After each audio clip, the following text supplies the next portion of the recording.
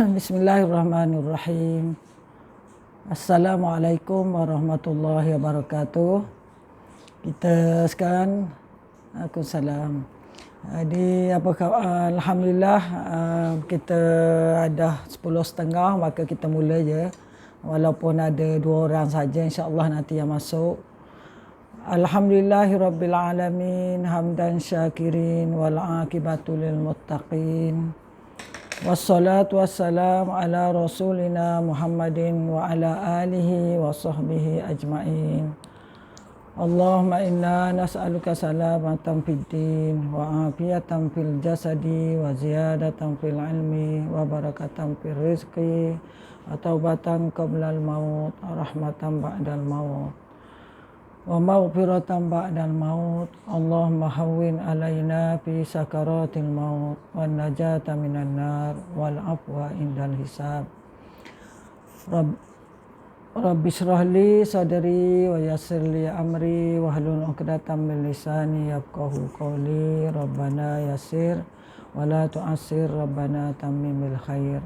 Wa la haula wa la quwata illa billahil aliyyil azim. Amma ba'd. Jadi alhamdulillah kita bersyukur pada Allah Subhanahu Wa Taala kerana pada pagi ini kita dapat meneruskan tadabbur surah Sajdah.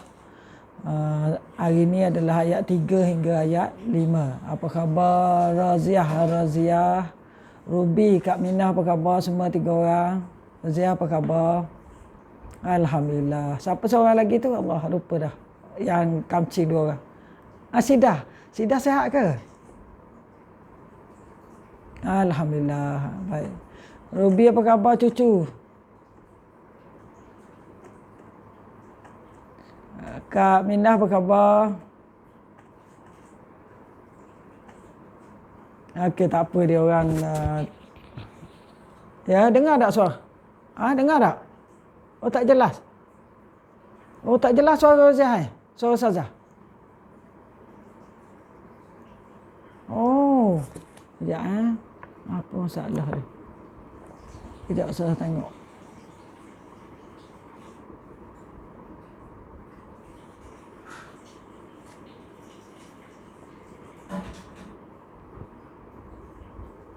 Dah 2 dah ni.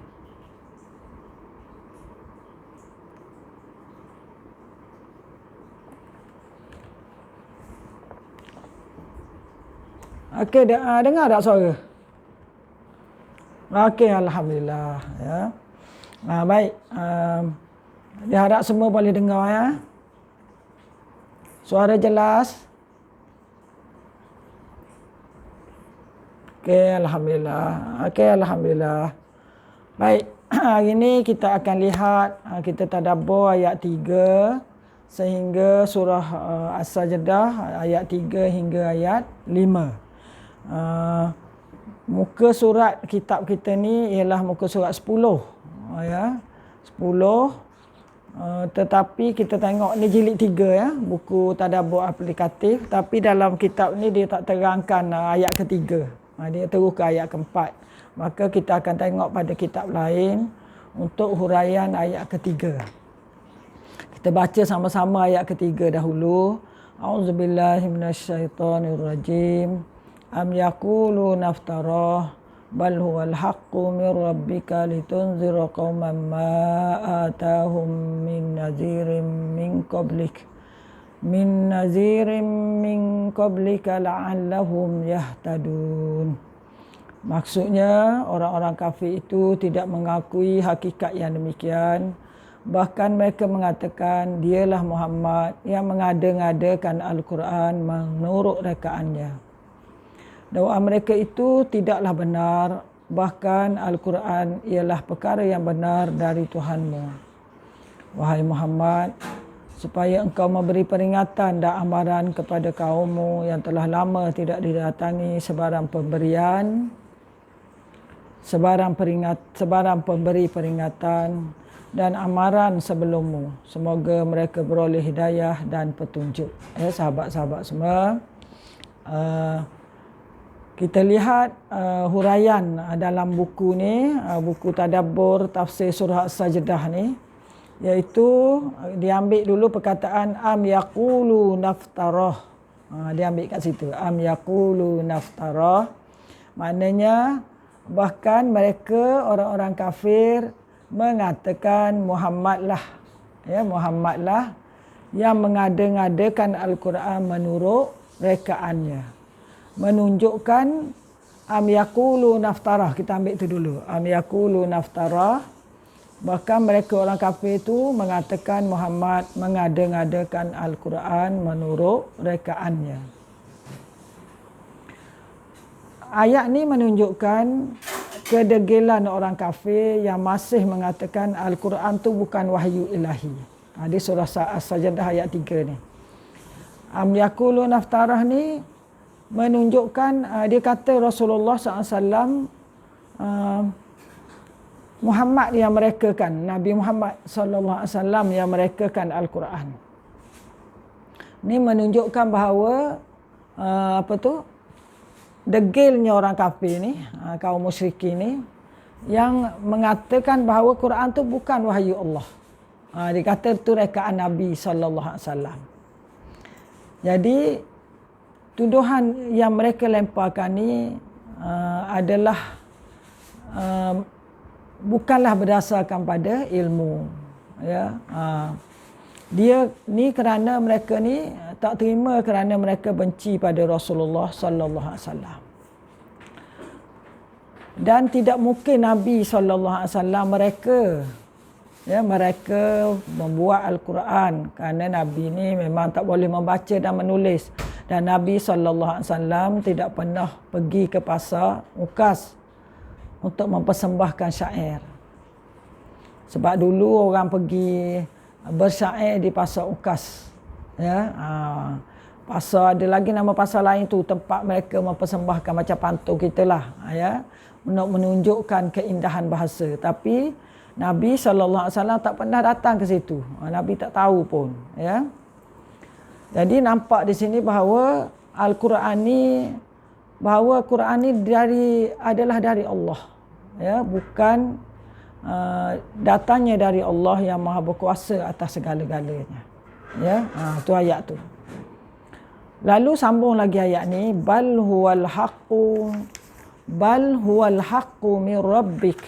Yang ambil 5 perkataan di situ. Bal huwal haqqu min rabbik. Lalu Allah menolak dakwaan mereka yang mengatakan Al-Quran itu rekaan Nabi Muhammad SAW. Bahkan Al-Quran itu adalah perkara yang benar dari Allah Subhanahu Wa Taala. Allah jawab sendiri, bal huwal haqqu min rabbik. Bahkan Al-Quran itu adalah perkara yang benar dari Allah Subhanahu Wa Taala. Itu dia sambung lagi ayat ni, huraiannya, litunzira qauman ma atahum min nadhirin min qablik, sampai kat situ. Apa tujuan Al-Quran Allah turunkan pada manusia, bukan saja pada orang Arab tapi pada kita semua manusia sehingga hari kiamat. Tujuannya supaya engkau memberi peringatan dan amaran, ya, kepada kaummu yang telah lama tidak didatangi sebarang pemberi peringatan dan amaran sebelummu. Jadi tujuan Allah jelaskan Al-Quran itu bukan dari Nabi Muhammad sallallahu alaihi wasallam tapi dari Allah. Apa tujuannya? Adalah untuk memberi peringatan, ya, kepada kaum yang telah lama tak didatangi sebarang peringatan dan amaran sebelum. Jadi ayat ini sahabat-sahabat semua, ayat 3 ni jelas, litunzira qauman ma atahum ni jelas menyatakan tujuan penurunan Al-Quran ialah memberi peringatan dan amaran tentang azab Allah. Memberi peringatan tentang azab Allah dan peringatan pada orang yang kufur pada Allah Subhanahu Wa Taala, ingkar pada Allah. Di ayat ni kita nampak tujuan Al-Quran diturunkan tu adalah untuk memberi peringatan, amaran pada semua kaum yang telah lama tidak diberi peringatan. Baik, kita ambil itu dulu. Min nazirin. Ya, min nazirin adalah bertujuan untuk beri peringatan. Bukan sahaja tentang azab tetapi juga tentang apa saja peringatan untuk kita taat dan patuh pada Allah Subhanahu Wa Taala. Itu satu, ya. Tujuan ayat ni, litunzira qauman ma atahum min nazirin min qablik. Satu, Al-Quran tujuannya nak beri peringatan kepada manusia untuk ingat adanya Allah dan taat dan patuh pada Allah. Untuk beri amaran tentang azab Allah. Yang kedua daripada ayat ni, pengajaran kedua dari ayat ni juga menunjukkan bahawa manusia perlukan tazkirah. Pengajaran kedua ni daripada litunzira tadi, manusia perlukan tazkirah dalam hidup, tazkirah dan peringatan. Kenapa? Supaya mereka tidak lalai, tidak lupa pada perintah dan larangan Allah. Jadi ayat ni menunjukkan nazir, manusia ni perlu kepada tazkirah. Kejap ya. Tengok kacang. Baik. Bahawa manusia perlukan tazkirah dan peringatan supaya mereka tidak lalai dan lupa pada perintah Allah.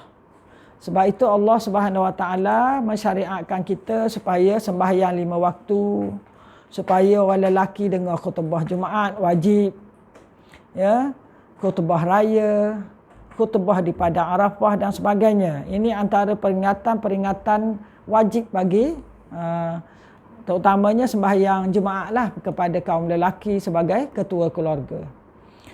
Dan di sini juga kita nampak ayat ini juga menunjukkan bahawa perlunya kita berada dalam majlis ilmu. Ini tadabbur ayat. Perlunya kita berada dalam majlis ilmu, sahabat-sahabat semua. Alhamdulillah Allah gerakkan kita untuk berada di majlis ilmu pada pagi ini. Baik, supaya apa? Bila kita berada di majlis ilmu, baru kita akan ingat Allah Subhanahu Wa Taala dan ingat perintah Allah Subhanahu Wa Taala. Dan ulama huraikan pula apa makna qauman, litunzira qauman. Qauman tu siapa? Kaum mana? Lalu disebut yang dimaksudkan dengan qauman ialah bangsa Quraisy. Quraisy, kaum Rasulullah SAW lah. Mereka adalah satu bangsa yang dikenali dengan bangsa Arab yang buta huruf. Ramai buta huruf. Ummatan ummiyah. Ya, dia ni adalah kaum yang buta huruf. Dan dia tidak pernah datang kepada mereka seorang Nabi pun untuk beri amaran. Sebab selepas kewafatan Nabi Isa alaihi salam, ya, sehingga kepada kebangkitan Nabi Muhammad SAW, maka tak ada Rasul selepas itu. Selepas kebangkitan Nabi Isa tu, Nabi Isa alaihi salam, maka umat Arab dah tak ada Rasul sehinggalah Allah bangkitkan Rasulullah sallallahu alaihi wasallam sebagai Nabi akhir zaman. Jadi kalau dalam kitab ni dia kata kira-kira 611 tahun. Umat Arab ni tidak ada Rasul.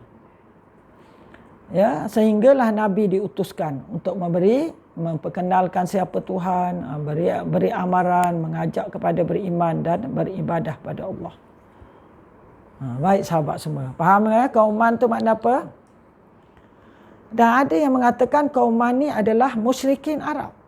Orang-orang musyrik, orang-orang yang mensyirikkan, orang-orang Arab yang mensyirikkan Allah Subhanahu Wa Taala. Jadi kauman ni ada 3 pendapat. Saya ulang balik. Satu dia kata ialah qauman litunzira qauman. Apa makna qauman? Satu bangsa Quraisy yang tak ada Rasul selepas kewafatan Nabi Isa alaihissalam, sehinggalah Nabi Muhammad sallallahu alaihi wasallam diutuskan. Dia lebih kurang 611 tahun baru Nabi diutuskan. Yang kedua kata musyrikin Arab. Ya, ada kata musyrikin Arab, kauman tu. Sebab ayat ni tuju pada musyrik, orang-orang yang syirik, orang-orang yang kafir, orang Arab yang kafir. Apabila Rasulullah menyampaikan Islam, mereka menentang di Mekah tu. dan di Mekah lah penentangan yang begitu hebat. Jadi ayat ini tuju kepada orang-orang kafir Quraisy. Tapi kesimpulan yang dibuat oleh pengarang, dia kata siapa sahaja yang lalai dan ingkar perintah Allah maka perlu diberi peringatan. Jadi ayat ini menunjukkan bahawa siapa sahaja manusia perlu diberi peringatan. Apatah lagi orang yang lalai perlu diberi amaran dengan isi kandungan Al-Quran sesuai dengan sepanjang zaman, isi Al-Quran yang sesuai sepanjang zaman. Al-Quran ni ialah merupakan kitab yang memimpin manusia ke jalan yang benar. Baik, boleh faham setakat ni sahabat semua? Kita ada berapa ya? 6, 7, 8, 9, 10, 11 orang. Boleh faham? Kalau tak faham boleh tanya sebelum Ustazah sambung lagi. Boleh? Boleh, Alhamdulillah. Ya, okey, Alhamdulillah. Baik. Lalu kita pergi lagi sambung, la'allahum yahtadun. Semoga mereka mendapat hidayah dan petunjuk. Di akhir ayat 3 ni, Allah kata, moga-moga kamu mendapat petunjuk. Apabila dia sebut perkataan la'allah, menunjukkan bukan semua orang diberi peringatan itu mendapat petunjuk. Ya, Allah tak jamin di situ. Bergantung pada hati dan hidayah Allah Subhanahu Wa Taala. Ya, di mana yang memberi hidayah adalah Allah. Manusia hanya mampu menunjuk jalan. Rasulullah SAW hanya mampu menunjuk jalan. Begitulah rasul-rasul dan nabi yang lain. Begitulah para pendakwah. Ya, mereka hanya mampu menunjuk jalan, tetapi yang berhak memberi hidayah ialah Allah Subhanahu Wa Taala. La'allahum yahtadun. Ya, moga-moga mereka diberi petunjuk. Jadi di mana disebut dalam Al-Quran nak menunjukkan bahawa hidayah itu milik Allah, iaitu surah Al-Qasas ayat 56. A'udzubillahi minasyaitonirrajim. Innaka la tahdi man ahbabta walakinnallaha yahdi man yasha wa huwa a'lamu bil muhtadin. Sungguhnya engkau wahai Muhammad tidak berkuasa memberi hidayah petunjuk pada siapa yang engkau kasihi. Tetapi Allah jua yang memberi hidayah petunjuk pada siapa yang dikehendakinya menurut peraturan Allah. Dialah jua yang lebih mengetahui akan orang-orang yang ada persediaan untuk mendapat hidayah dan petunjuk kepada Islam. Jadi sahabat-sahabat semua, kesimpulan daripada sini kita nampak bahawa hidayah itu milik Allah dan kita perlu mencari hidayah itu. Kita perlu mencari hidayah. Bagaimana kita nak dapat hidayah? Iaitu kita kena baca Al-Quran, tadabbur Al-Quran, banyak berdoa, berada di majlis ilmu.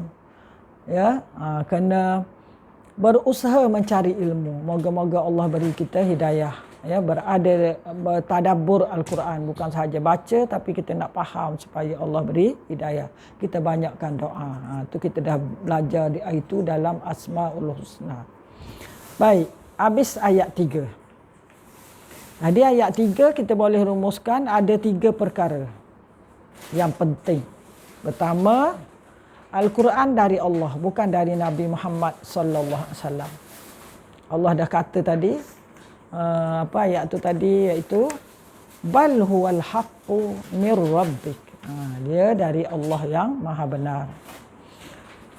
Yang kedua, kalau kita tahu Quran tu dari Allah, sudah tentu kita perlu muliakan dia. Tak apa tanda kita mulia, kita baca, kita faham dan kita amalkan.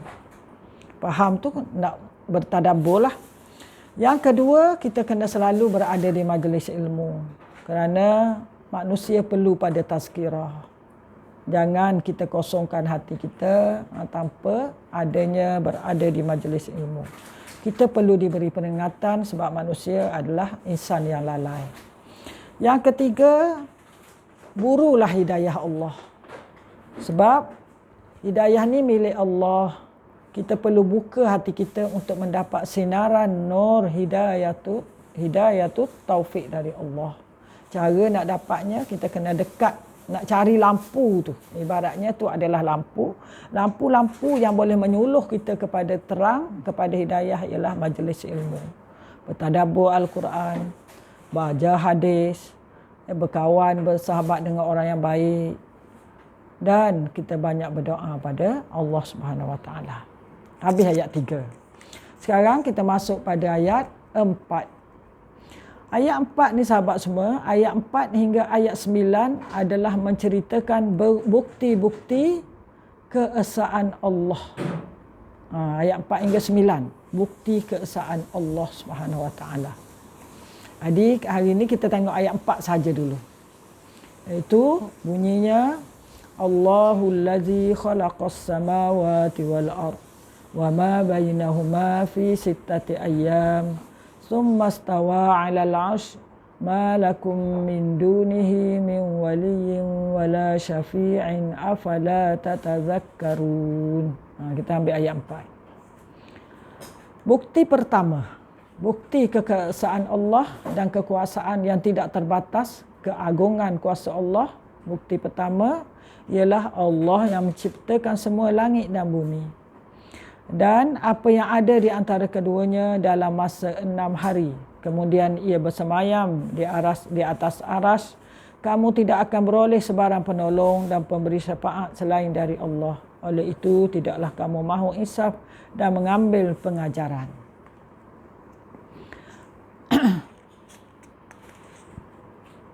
Ayat ini menunjukkan Allah mencipta segala sesuatu.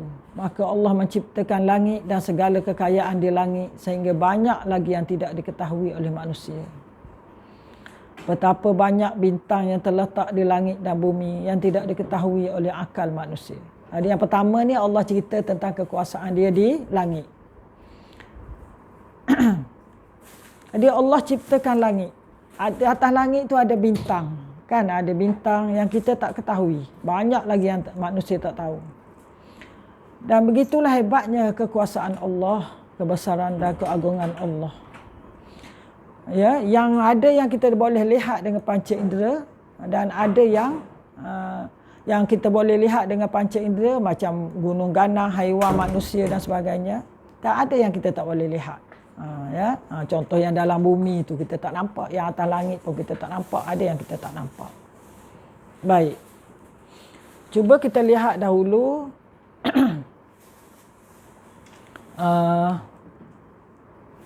ayat 4 ni,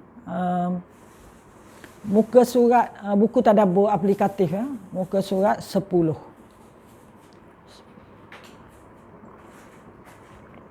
Ayat 10. Jadi kita ambil daripada huraian tadabbur aplikatif dahulu. Maksudnya dia kata, tidakkah kalian mendengar nasihat ini, muka surat 10 lalu kalian mengingatnya, atau apakah kalian mendengarnya lalu tidak mengingatnya? Yang diingkari dalam pernyataan pertama adalah mereka tidak mendengar dan tidak mengingat. Seakan yang diingkari dalam pertanyaan kedua adalah mereka tidak mengingati, padahal nasihat itu betul-betul tinggal nasihat. Maknanya apa yang dia maksudkan? Ayat ni, buku ni Indon sikit dalam bahasa Indonesia. Jadi dia kata apa yang dia ingkar ialah, yang diingkari ialah Al-Quran tu dari Allah. Dia duk kata Al-Quran tu dari Nabi Muhammad. Itu yang diingkari oleh orang-orang musyrikin. Dan sekarang pun kita tengok masa ramai yang tidak percaya pada Al-Quran, menghina Al-Quran, baka Al-Quran, buang Al-Quran. Yang sedihnya ada di kalangan orang yang mengaku Islam sendiri. Itu adalah perbuatan-perbuatan yang berdosa dan boleh keluar dari Islam. Bagi orang Islam lah kalau buang Al-Quran dengan niat untuk menghina Al-Quran. Baik.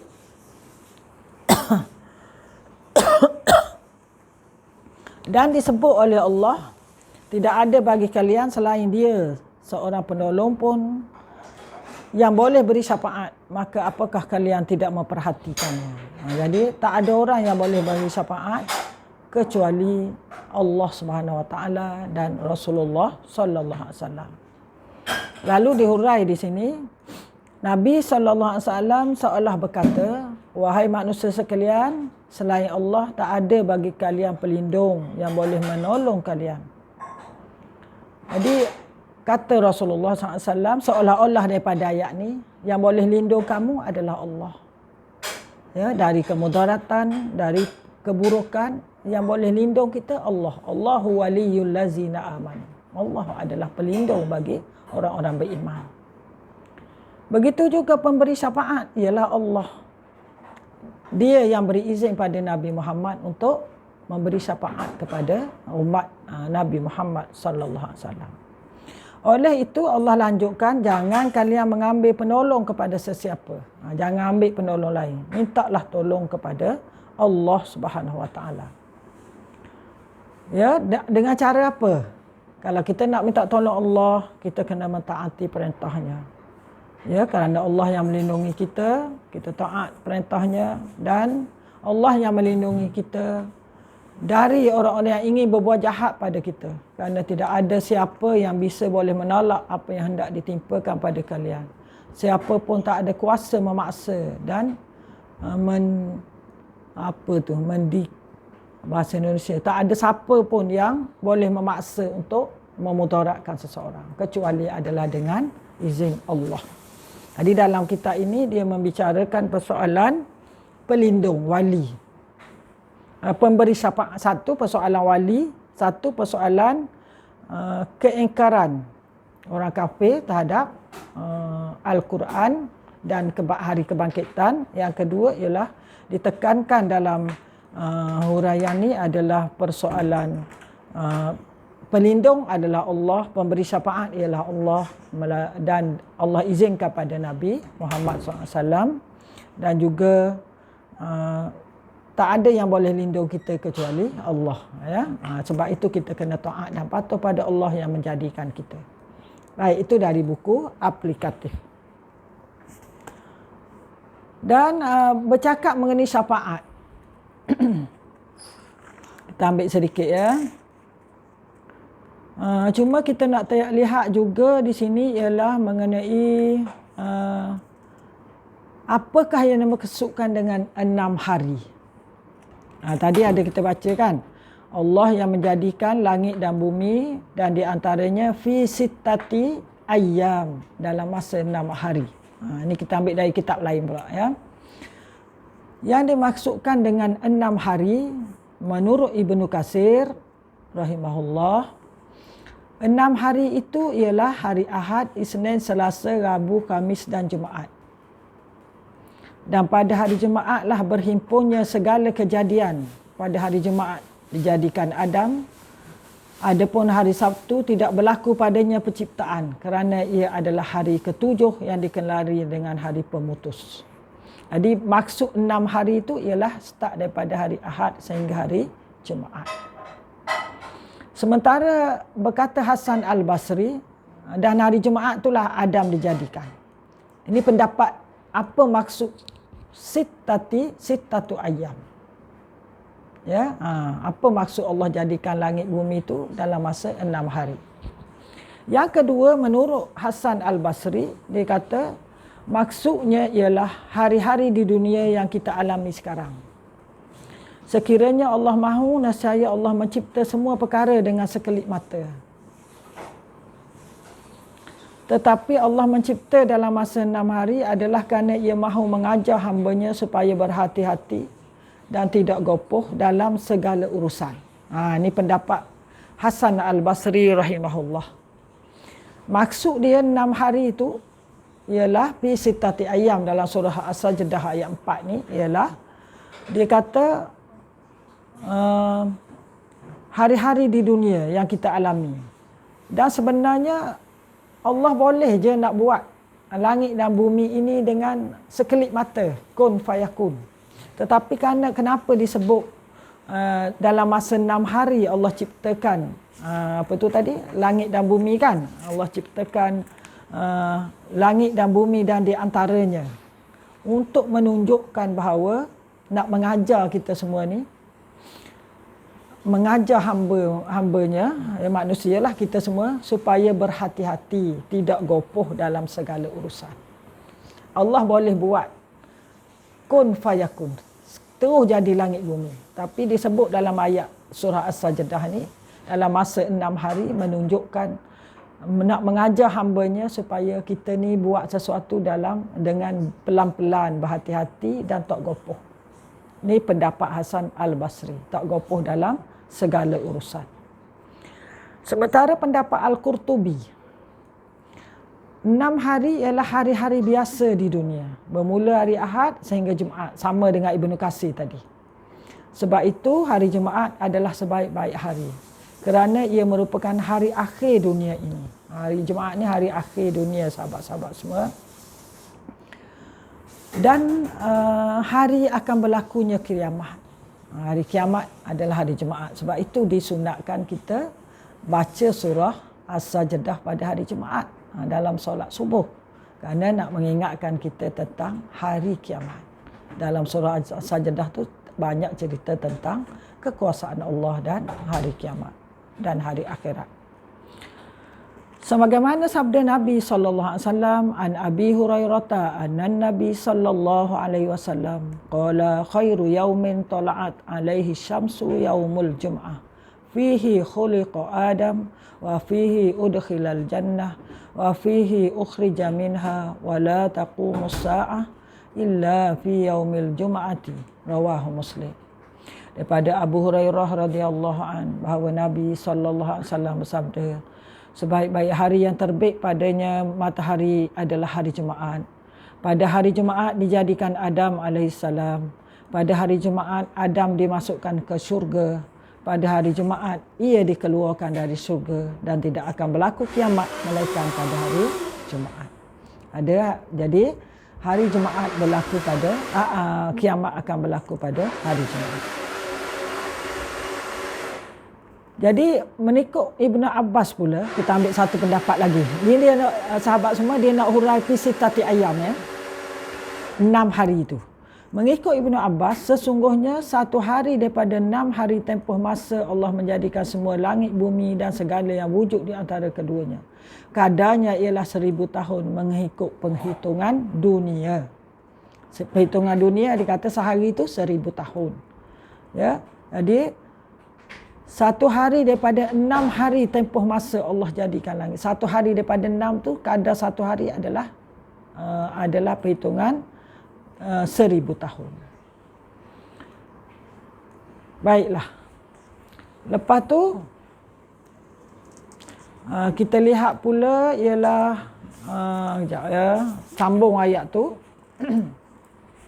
Lepas pada sitatu ayam tu,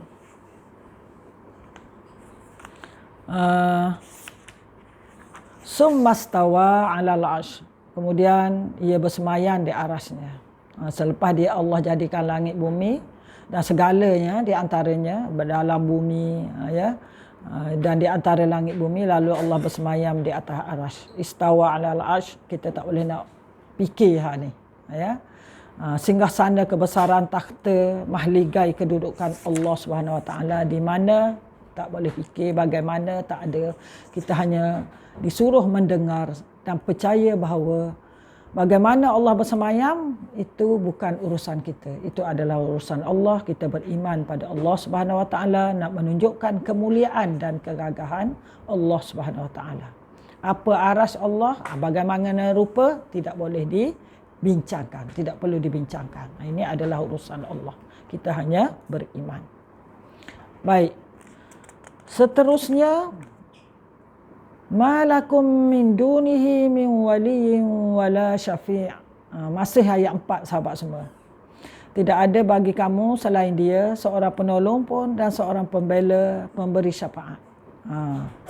Ayat ini memberi peringatan dari Allah untuk kita semua, untuk manusia, lebih-lebih lagi kepada mereka yang kufur, yang kafirkan Allah, bahawa tak ada bagi mereka yang boleh menolong mereka. Tak ada yang boleh menolong dari azab Allah seorang pun kecuali Allah Subhanahu Wa Taala. Ini amaran Allah. Siapa yang kufurkan Allah, derhaka pada Allah, tak terima Allah sebagai Tuhan, tak percaya ke Al-Quran, tak percaya hari akhirat, dia akan diazab oleh Allah. Yang tak ada orang yang boleh menolongnya. di akhirat nanti, kecuali Allah Subhanahu Wa Taala.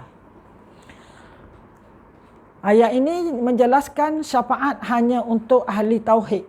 Maksudnya syafaat pertolongan atau syafaat Allah adalah untuk orang yang beriman. Moga-moga untuk kita semua orang yang beriman yang ikhlas.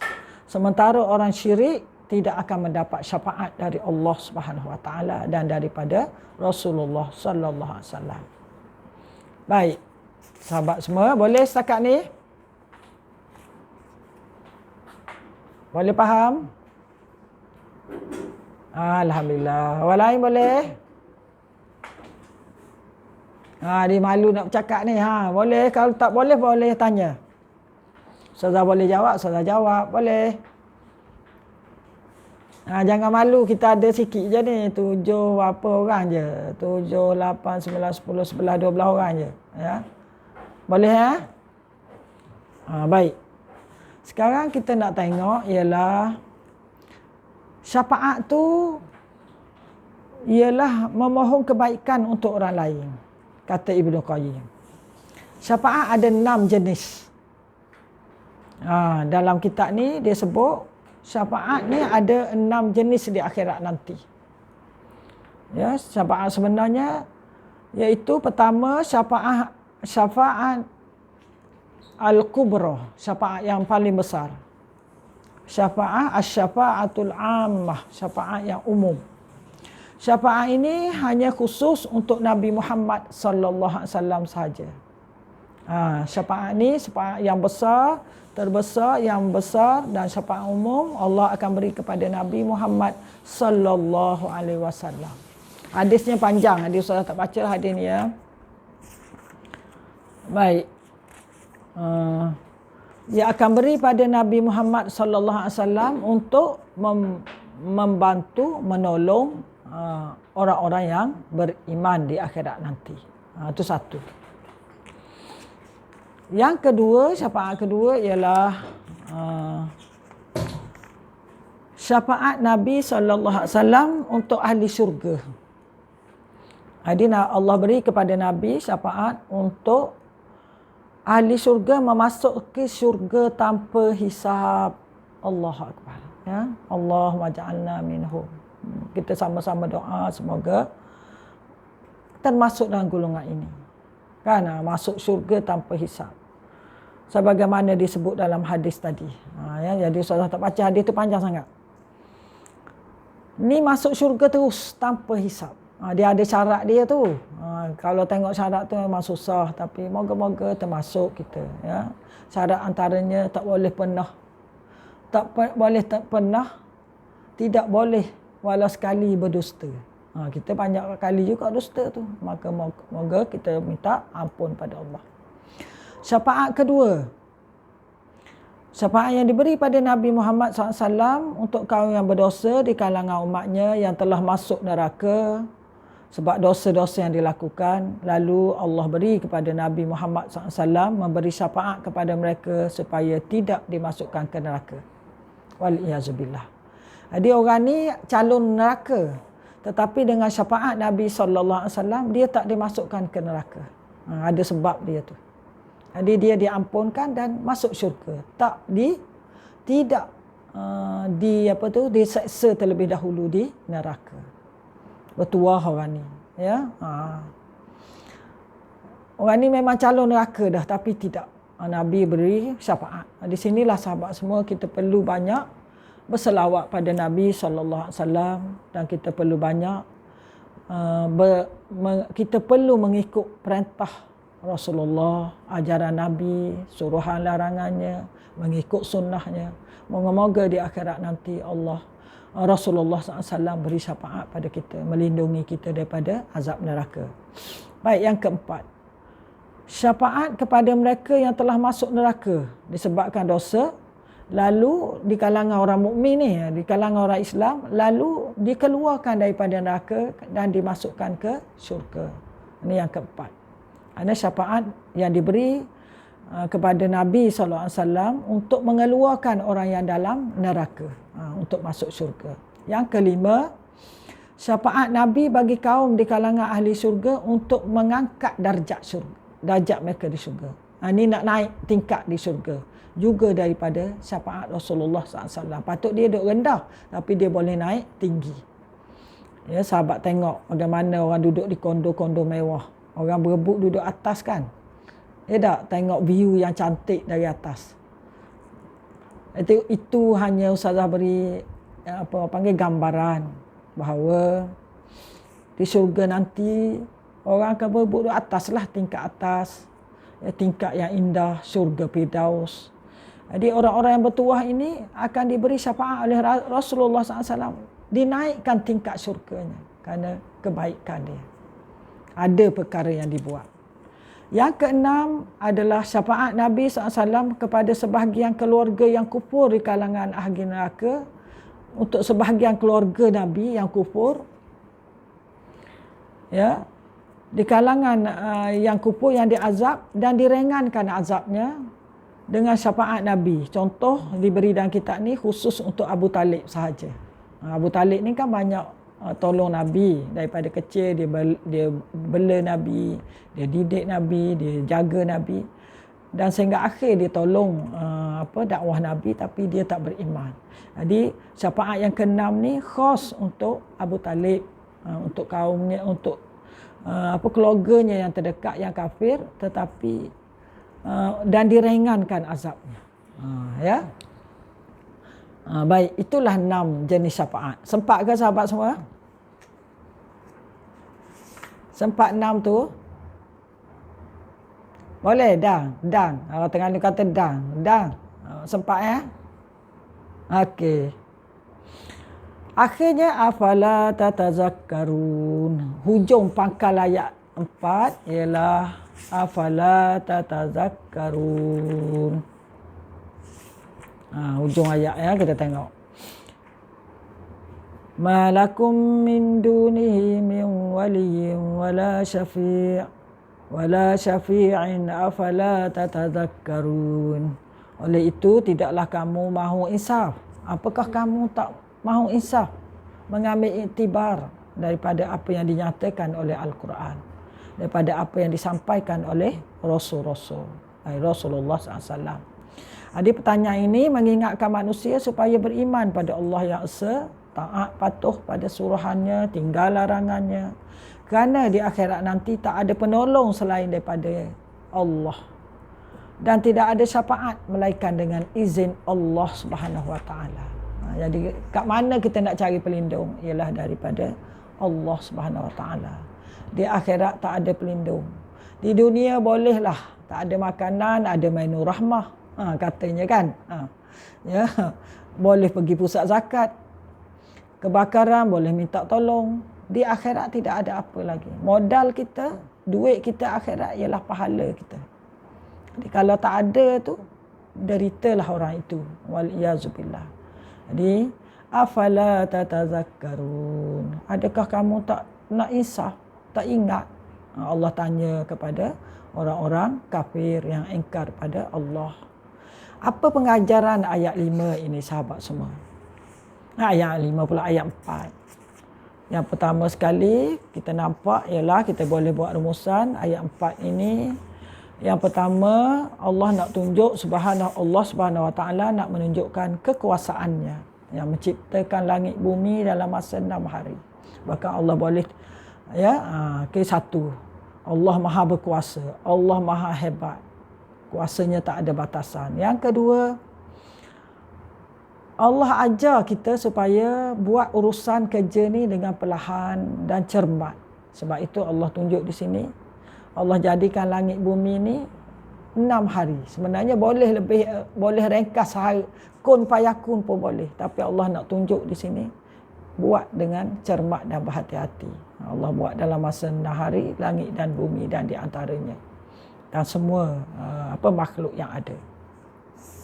Yang ketiga, keagungan Allah. Allah bersemayam di arasnya, yang begitu indah, begitu gagah, ya, mahligai kedudukan, kursi kemuliaan, nak menunjukkan kemuliaan Allah. Ini kita tak boleh nak bincanglah perkara ini. Yang keempat ialah taat dan patuhlah pada Allah, kerana Allah lah yang akan melindungi kita di dunia, apatah lagi di akhirat. Maliki yaumiddin, malik kita, raja kita di akhirat ialah Allah. Oleh itu taatlah kita kepada Allah Subhanahu Wa Taala. Dan pengajaran seterusnya, afala tatazakkarun. Ya, Allah tanya, kamu tak ingat ke? Ya. Apakah kamu tak ambil pengajaran daripada sini? Kita sebagai mukmin hendaklah ketika membaca Al-Quran, kita hendaklah merenung maknanya dan ambillah pengajaran daripada ayat-ayat Allah. Kita dah nak puasa, insya-Allah syahrul Ramadan, syahrul Quran. Bulan Ramadan adalah bulan Al-Quran. Jadi semasa jangan kita hanya nak kerja tamat saja, tetapi hendaklah renung apa ayat Allah, apa pengajarannya. Moga ia memberi kesan pada kita dan memberi ruang untuk Allah beri hidayah atau taufik pada kita untuk terus taat dan patuh pada Allah Subhanahu Wa Taala. Saya rasa setakat itu saja yang mampu saya beri pada hari ini. Ya, tak mampu nak pergi ke ayat 5 ya. Dah rasa penat. Jadi kita akan sambung pada ayat 5 pada minggu depan, insya-Allah. Apa-apa dengar, tengoklah iklan tu ya. Jadi ada apa-apa persoalan ke yang nak dibincangkan, boleh Ustazah buka sekejap soalan. Minggu depan kita sambung ayat 5. Ya, nombor 3 apa tu? Oi, siapa yang salin? Ustazah beri ikut ni saja. Beri secara spontan. Maaf Kak. Siapa salin yang ketiga? Cepat. Yang ketiga Zu salin.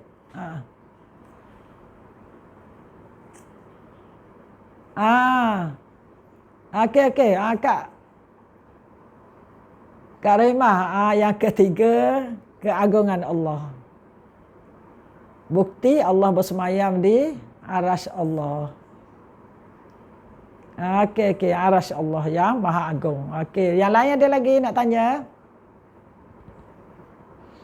Jadi kita dapat hari ini ayat 3 hingga 4 ya, yang menunjukkan bahawa ayat kita belajar dalam surah Sajdah ni adalah persoalan syafaat, persoalan Al-Quran itu benar, ya, kekuasaan Allah, dan kita perlu sentiasa berada di majlis ilmu, perlu sentiasa diberi peringatan melalui ayat 3. Ya, litunzira qauman ma atahu. Ada soalan lain lagi? Tak ada ya? Okey, kalau tak ada, jazakumullahu khairan katsira kepada semua sahabat.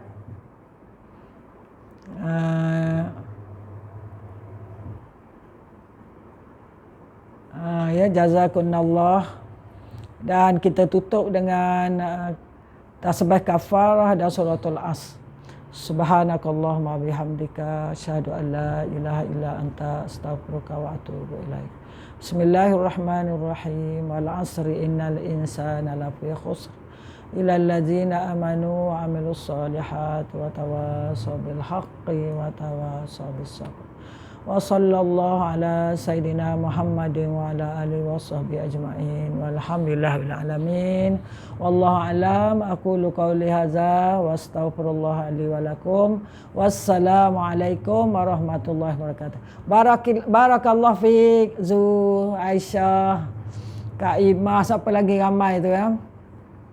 Okey, jazakallah. Sama-sama. Ya, okey. Assalamualaikum warahmatullahi wabarakatuh. Jumpa lagi insya-Allah minggu depan. Terima kasih semua. Jazakumullahu khairan.